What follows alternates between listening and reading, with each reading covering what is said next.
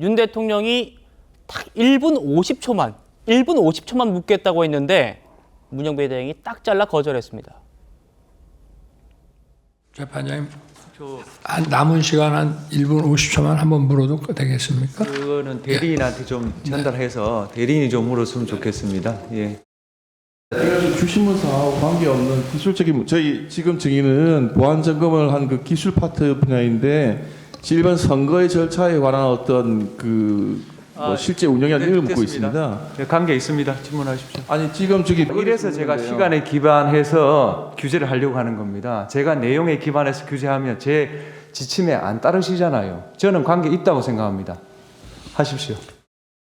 먼저 정인 반대 신문상 제출에 오해가 있어서 설명을 하겠습니다.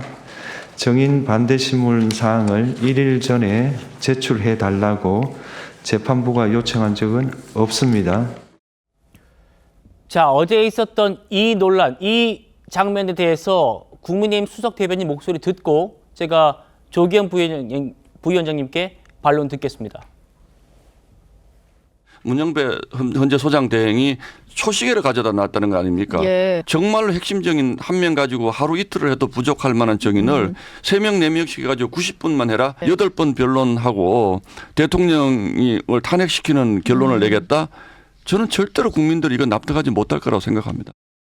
무슨 뭐 장관이나 이런 분에 대한 탄핵도 그렇게 자제를 하는데 헌법재판소가 이렇게 속도전으로 나오는 이유가 뭡니까? 헌재가 지금 뭔가를 속이고 있다고 생각하고 있습니다. 헌재가 고해성사해야 된다고 생각합니다. 헌재가 뭘 속이고 있다. 이게 지금 국민의힘 주장이거든요. 조기현 부위원장님.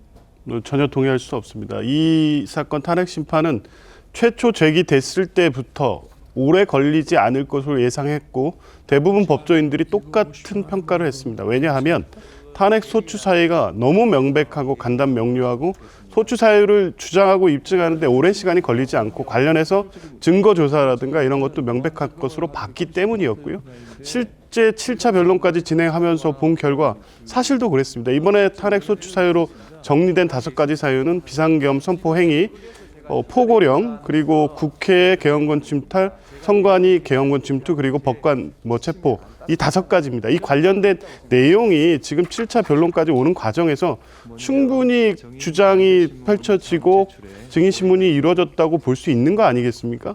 관련해서 몇 가지 사실관계에 대한 주장을 보완하고 추가하기 위해서 계속 증인신문을 받다 보면 1년 안에도 못 끝냅니다. 헌법재판, 특히 탄핵 심판의 특성상 신속한 재판의 요구는 대상이 윤석열 대통령이어서가 그런 게 아닙니다. 박근혜 대통령 때도 그랬고 그 과거 노무현 대통령 때도 그랬습니다. 대통령의 직무 정지 상태를 장기간 방치할 수 없기 때문에 탄핵 심판을 담당한 헌법재판소는 가능한 신속한 기일 내에 재판을 마치고 결정을 하겠다는 거고요. 방어권 행사도 충분히 보장이 되어야 되죠. 그런데 지금까지 7차 변론 증인신문 과정에서 대통령 측이 주장하는 내용이라든가 대통령 측 신청한 증인과 관련된 증인신문 시간이 부족해서 할 말을 못했거나 들어야 될 답변을 못 듣거나 그렇게 평가할 수 있을까요? 저는 전혀 그렇지 않다고 보고요. 대표적으로 한덕수 총리 관련해서 한덕수 총리는 이미 여러 차례 당일 국무회의 절차가 사실상 이루어지지 않았다는 입장을 밝히고 있습니다. 그런데 관련해서 어제 이상민 전 장관에 대한 증인 신청, 증인신문 과정에서 실제 그 내용의 사실관계가 어느 정도 확인이 됐습니다.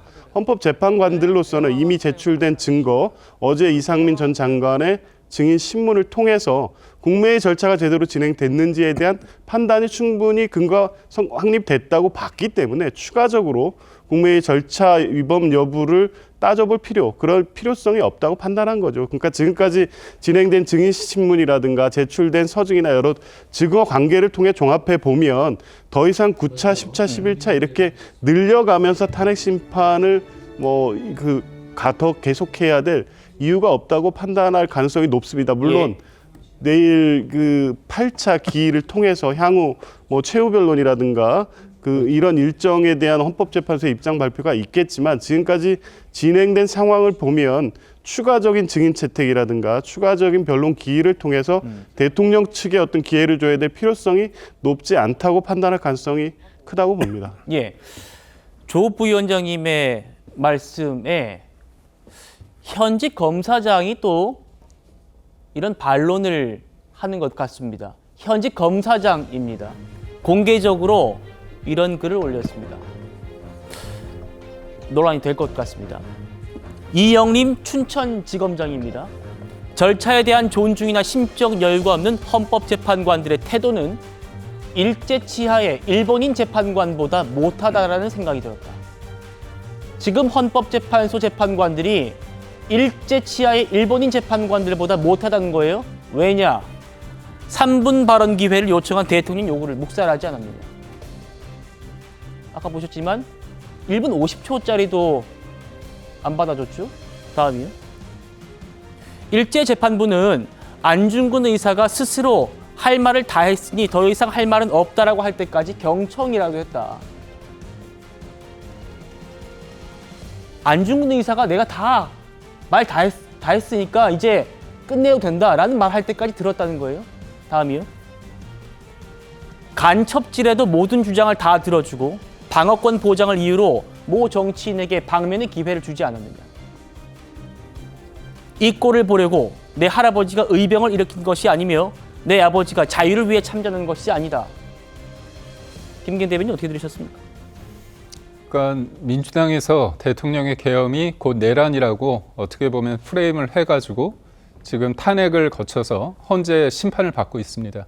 그렇다면 그게 본인들의 주장대로 계엄이 곧 내란인지 그 사이에 태평양 같은 큰 바다가 있는지 아니면 한강 같은 게 있는 건지 따져봐야 되는 거 아닙니까? 근데 저는 이해가 안 가는 게 뭐냐면 지난주에 저희가 홍장원 1차장의 메모, 그 메모 본인이 썼다고 하는데 그 원본은 버리고요. 또 본인이 재작성한 게 아니라 제3자인 보좌관한테 시켜서 작성을 했다고 합니다. 그리고 그날 자기가 대통령하고 여인영 전 방첩사령관 통화하고 난 다음에 또 박선원 의원한테 문자를 보내요. 왜 보냅니까? 새로운 사실들이 알려지지 않았습니까? 또 하나 곽정근 전 사령관의 그 진술이 뭐가 있었습니까? 도끼라도 써서 문을 부셔서라도 국회의원을 끄집어내라 그렇게 대통령이 했다는 말 아닙니까? 근데 본인도 얘기하잖아요. 대통령이 국회의원 얘기 안 했다고 하지 않습니까? 그리고 도끼도 금도끼냐 은도끼냐 그것도 아니고 도끼 자체 쇠도끼도 아닌 도끼 자체도 없다고 합니다. 본인이. 근데 본인이 기억이 없다고 하는데 언론이 썼대요. 그러니까 언론 탓을 하다가 언론이 공소장 보니까 본인이 그걸 언급을 한 겁니다. 그러니까 결국 본인의 어떤 진술이 바뀌고 있다고 한다면 검찰 조사에서 한 워딩과 재판관 앞에서 국민이 보고 있는 이 상황 속에서 진술이 바뀌었다고 한다면 그거에 대해서 한 번 더 불러서 추궁을 하는 게 맞는 거 아닌가요? 다른 사람도 아니고요. 대통령에 대해서 파면을 시킬 수 있는 재판을 하는 겁니다. 그렇다면 진실을 위해서 하나하나 따지는 게 맞는 겁니다.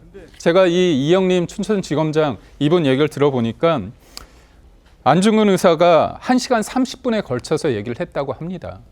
대통령 1분 50초 질문한다고 하니까 저렇게 매몰차게 하는 게 맞는 건가요? 저는 이러다 보면 사람들이 이거 뭐지? 이재명 대표는 방면해 주지 않았습니까? 공당의 대표로서 공적 감시의 대상이므로.